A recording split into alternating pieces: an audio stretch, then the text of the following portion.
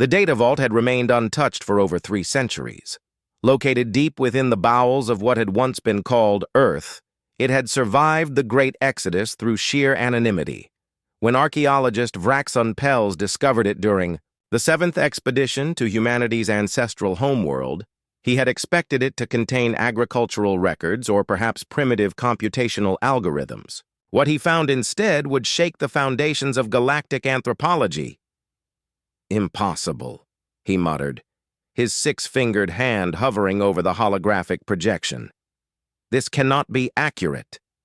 The vault contained detailed historical accounts of human civilization, wars that claimed millions of lives, genocides that wiped out entire cultural groups, weapons specifically designed to maximize suffering. According to these records, humanity had spent most of its developmental period engaged in constant brutal conflict. The Academic Council would never accept this. For the past 2 centuries, humans had been regarded as the peaceful architects of the Galactic Confederation, the species that had brought disparate alien civilizations together through diplomacy and cultural exchange rather than conquest. The humans themselves seemed to have forgotten their violent past or deliberately obscured it. Vraxon's research assistant, a young Centaurian named Alex, peered over his shoulder. "What is it, Professor? You look ill." "If these records are genuine," Vraxon said slowly, "then everything we know about human history is wrong.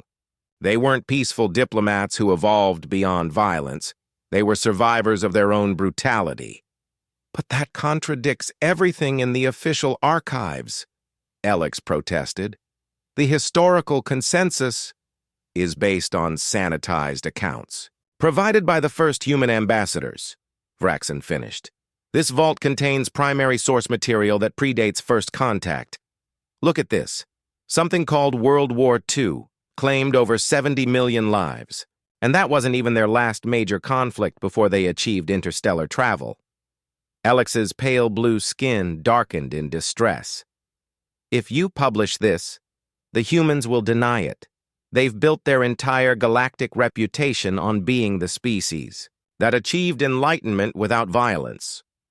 "They achieved enlightenment through violence," Vraxon corrected, his voice hushed with the weight of discovery. "These records suggest they didn't transcend their violent nature. They weaponized it against external threats, then carefully curated their history once they joined the galactic community." A soft chime interrupted them. The expedition's communications officer, Dravix, appeared at the entrance to the vault chamber. "Professor, we've received a priority message from the Confederation Council. Somehow they've learned about your discovery. They're sending an envoy to assist with your research."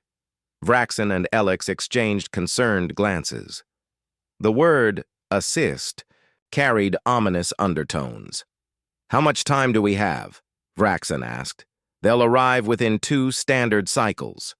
"Then we need to work quickly. Download everything from the vault. I want backup copies hidden in separate locations." As Alex began the download process, Vraxon studied a particularly disturbing visual record: rows of primitive nuclear weapons, enough to destroy all life on the planet several times over. The humans had lived with this capability for centuries before achieving space travel. "Professor," Alex whispered, "if humans truly evolved from such violence, what does that say about them now? Could their peaceful diplomacy be a facade?" Vraxon had no answer. But as the data transfer progress bar slowly filled, he couldn't shake the feeling that they had stumbled upon a truth the galaxy wasn't ready to confront. A truth about humanity that even humans themselves might no longer remember. The Confederation.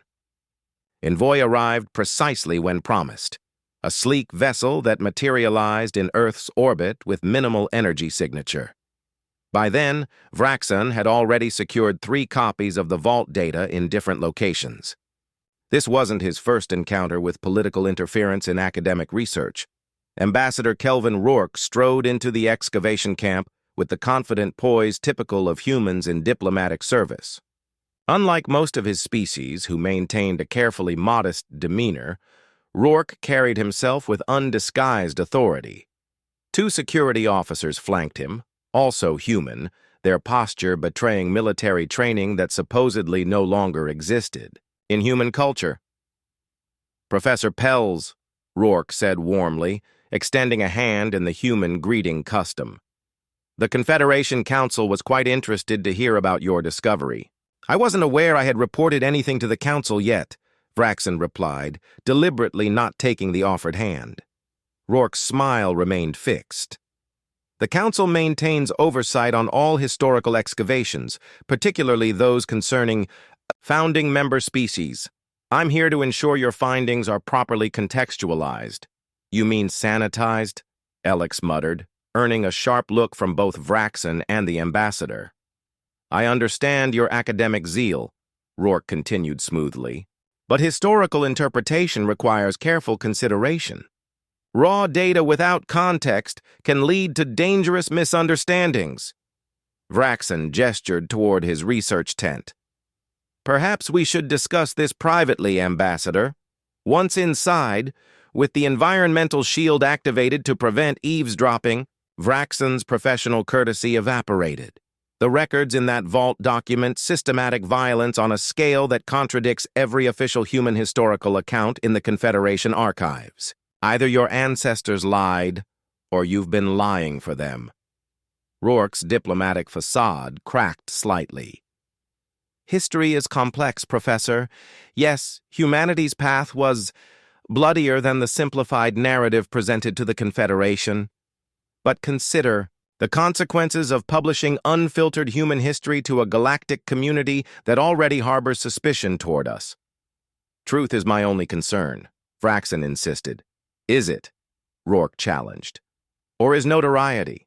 The academic who rewrote human history would certainly achieve considerable fame." Before Vraxen could respond, his communication implant buzzed. Alex's voice came through, tight with panic. "Professor, the vault, something's happening." A distant rumble interrupted the transmission. Vraxen rushed outside to see a plume of dust rising from the direction of the archaeological site. The ground trembled beneath his feet. "What have you done?" he demanded, rounding on Rourke. "Ensured the protection of galactic stability." Rourke responded calmly. "The vault contained unstable elements that required immediate neutralization. Those unstable elements were the unvarnished truth about your species. A truth that would destabilize centuries of peaceful coexistence," Rourke countered. "The Mertzovians still believe humans are incapable of violence. The Tarl Collective only joined the Confederation because they believed humans had evolved beyond conflict. What happens to that peace when they discover humanity's true nature?" Vraxen stared at the settling dust cloud, his academic life's work literally crumbling before him. "You can destroy the vault, but I've already copied the data." For the first time, Rourke's composure faltered. Something flashed in his eyes, something ancient and dangerous that confirmed everything Vraxen had read in those historical records. "That," the ambassador said quietly, "would be most unfortunate." The journey to the Confederation capital station took 16 days.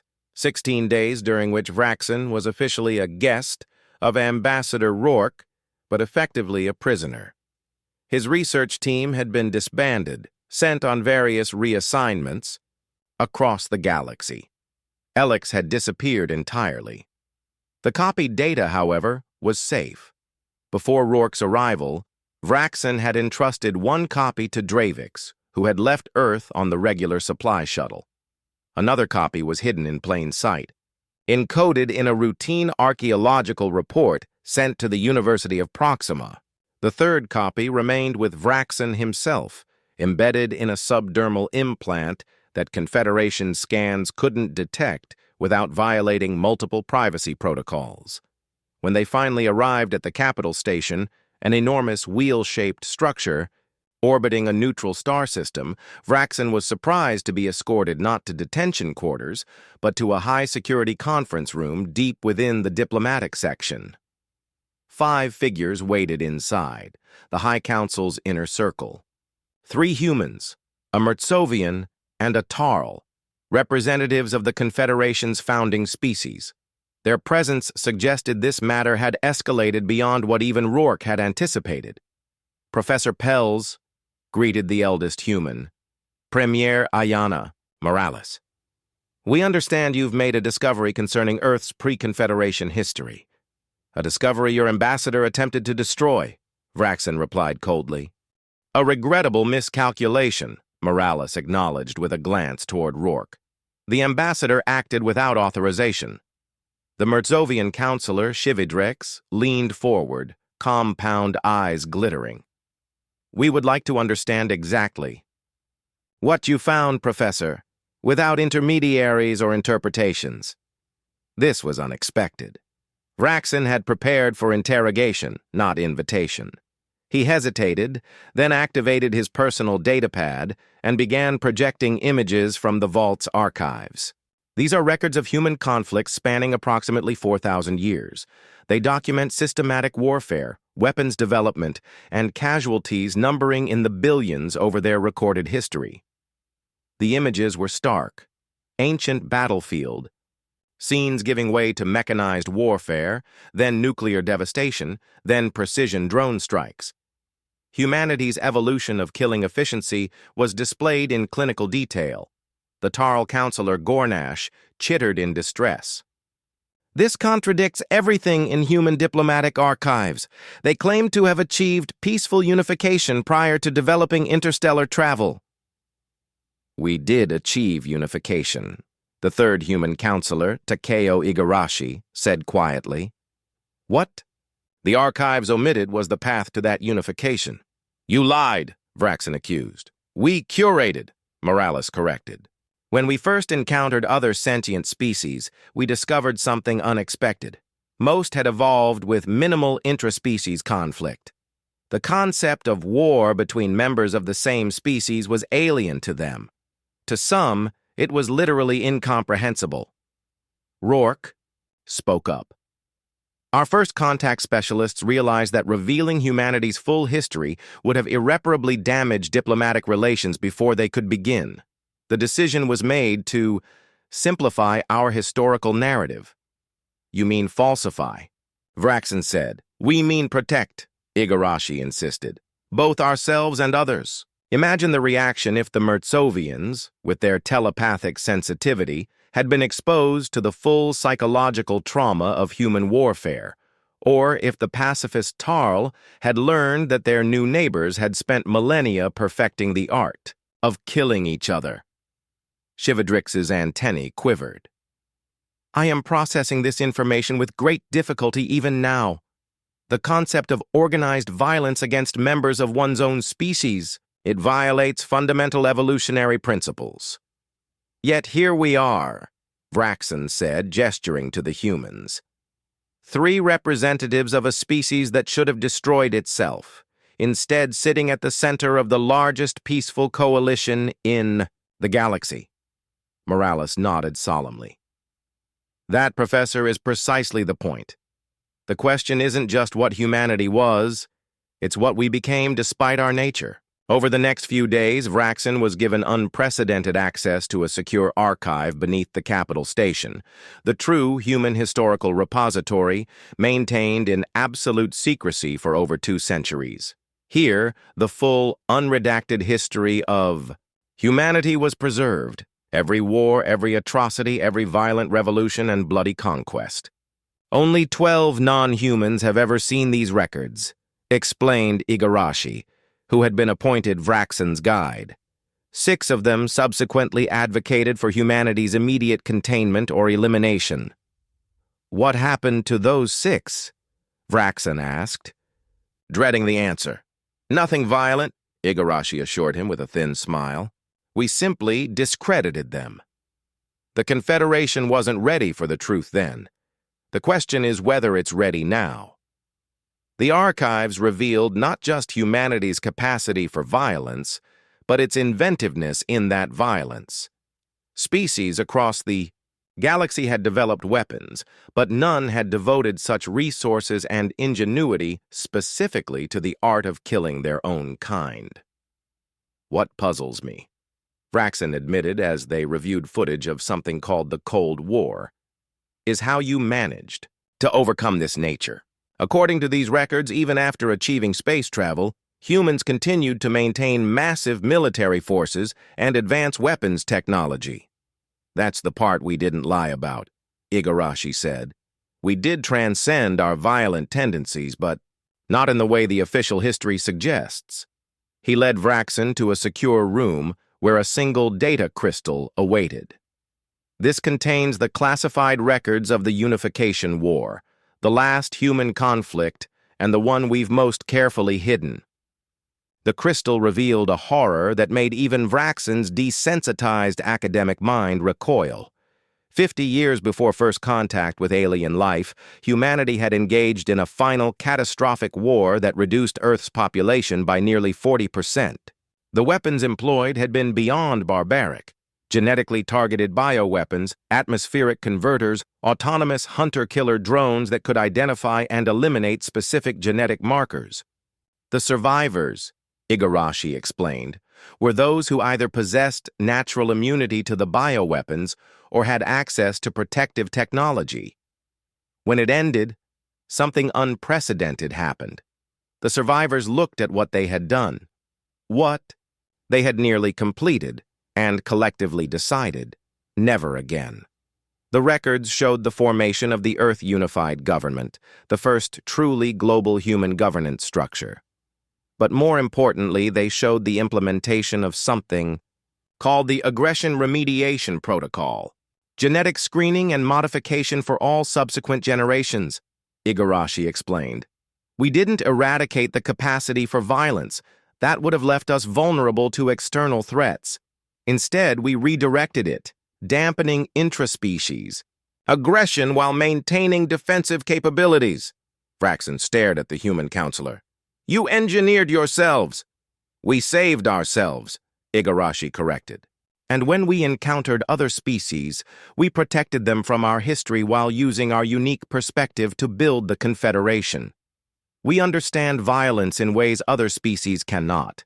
We recognize its patterns, its early warning signs. We've become the galaxy's immune system against conflict. A role built on deception, Vraxen said. A role built on transformation, Igarashi countered. The question now is whether you'll help us maintain that transformation or risk undoing it. The capital station's observation dome offered a panoramic view of the galaxy, a swirling canvas of stars, nebulae, and the distant lights of inhabited systems. Vraxen stood at the viewport, the weight of what he'd learned pressing down on him, like a physical force. Beautiful, isn't it? Premier Morales had joined him silently, her reflection appearing beside his in the transparent aluminum. Beautiful and fragile, Vraxen replied. You're asking me to perpetuate a lie that undermines the foundation of my discipline. I'm asking you to protect a peace that has benefited trillions of sentient beings, she countered. The Confederation has brought unprecedented stability to over 600 formerly isolated species. Would you risk that for academic purity? Before Vraxen could respond, his personal communicator chimed. The holographic projection showed Alex, alive, unharmed, but clearly distressed. Professor, they're holding me on. The transmission cut off abruptly. Vraxen turned to Morales, fury building. You claim to have overcome your violent nature. We've overcome violence between humans, she corrected calmly. We never claim to have eliminated strategic coercion when necessary. Your assistant is safe and will remain so, regardless of your decision. But I wanted you to understand what's at stake. You're threatening me. I'm demonstrating reality. The version of humanity that other species have come to trust, the diplomats, the peacekeepers, the mediators, that version is real. But it exists because we understand conflict intimately, not because we're inherently peaceful. A small delegation entered the observation dome, representatives from various Confederation member species. Morales gestured toward them. The Othari were engaged in a territorial war that had lasted 3 centuries before human mediators helped negotiate peace. The Vox Collective was on the verge of self-destruction through resource depletion before human ecological engineers introduced sustainable practices. The Kensu and Drava had never communicated successfully until human linguists bridged their fundamentally different cognitive processes. The representatives nodded respectfully to Vraxen as they passed, continuing their tour of the station. "None of these accomplishments would have been possible if they'd known our true history," Morales continued. "They would never have trusted us enough to accept our help." "So what happens now?" Vraxen asked. "You destroy my research? Discredit me? Make me disappear like you threatened to do with Alex?" "No." Morales turned to face him directly. "We're offering you a choice. Join us. Become one of the few non-humans who understand humanity's complete story. Help us use that knowledge to maintain the peace we've built. And if I refuse, then leave with your research intact. Publish it. Watch as centuries of interspecies trust collapse overnight. See how quickly the Confederation fractures when its members learn they've been living alongside a species with our violent potential." Vraxen studied the stars beyond the viewport. "What guarantee do I have that humanity won't revert to its old patterns? That this aggression remediation protocol won't fail?" "None," Morales admitted. "Except the evidence of 200 years of peace and the knowledge that we are more aware of our destructive capacity than any species in the galaxy. We became the peacekeepers precisely because we understand what happens when peace fails." Small group of human children ran through the observation dome, laughing as they chased each other in a game. Vraxen watched them, genetically modified descendants of history's most efficient killers, now playing innocently among the stars. "I need time to think," he finally said. Morales nodded. "Take all the time you need, but remember, some truths strengthen, while others only destroy." 3 standard months later, Vraxen Pels stood before the Academic Council of Centauri Prime, the most prestigious gathering of xenoanthropologists in the Confederation. His research partner, Alex, sat in the front row, fully recovered from his extended research sabbatical, the official explanation for his disappearance. "Distinguished colleagues," Vraxen began, "I stand before you today to present findings from Earth Expedition 7 that will significantly revise our understanding of human pre-Confederation development." The amphitheater fell silent. Rumors had circulated throughout academic circles about Vraxen's extended absence and his meetings with the Confederation Inner Circle. The data vault we discovered on Earth's southern continent contained comprehensive records of human societal evolution. After thorough analysis and authentication, I can confirm that humans achieved their remarkable unity through a process more complex than previously understood. In the back of the amphitheater, Ambassador Rourke watched intently. Beside him sat Premier Morales, her expression carefully neutral. "Human civilization," Vraxen continued, "experienced significant internal conflicts during their developmental period. Conflicts that tested their resilience and ultimately forged their unique aptitude for peacekeeping. Rather than evolving without understanding violence, as we previously believed, humans evolved through overcoming it." Murmurs spread through the audience. This was a significant revision to accepted theory, but far from the explosive revelation contained in the vault's raw data. The traditional narrative suggested humans naturally possessed diplomatic and cooperative tendencies that led to their unified planetary government. The vault records indicate instead that they achieved unity precisely because they recognized their capacity for destruction and consciously redirected it into protective and peacekeeping functions. As Vraxen continued his carefully constructed presentation, technically truthful while strategically incomplete, he caught Alex's questioning gaze. His assistant knew there was more to the story. Vraxen had shared everything with him upon his release, including the choice he had been offered. After the presentation, as the academics dispersed to discuss this reframing of human history, Morales approached him. A masterful presentation, Professor. You've managed to reveal a deeper truth while protecting the Confederation's stability. I've compromised my academic integrity, Vraxen said quietly. No, she corrected.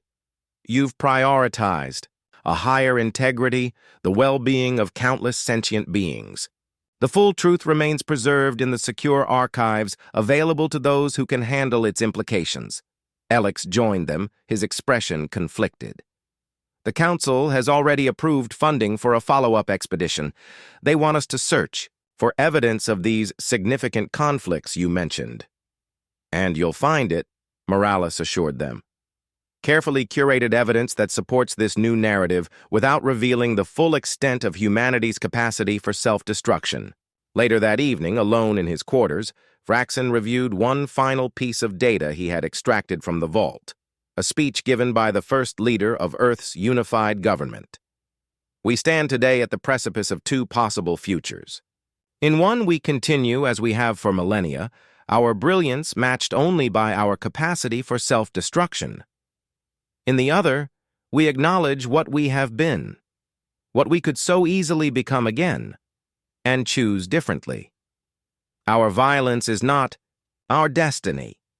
It is simply the crucible through which we had to pass to understand the true value of peace. The stars await us. Let us meet them not as conquerors, but as guardians against the very darkness we have finally overcome in ourselves. Vraxen switched off the recording and gazed out at the stars.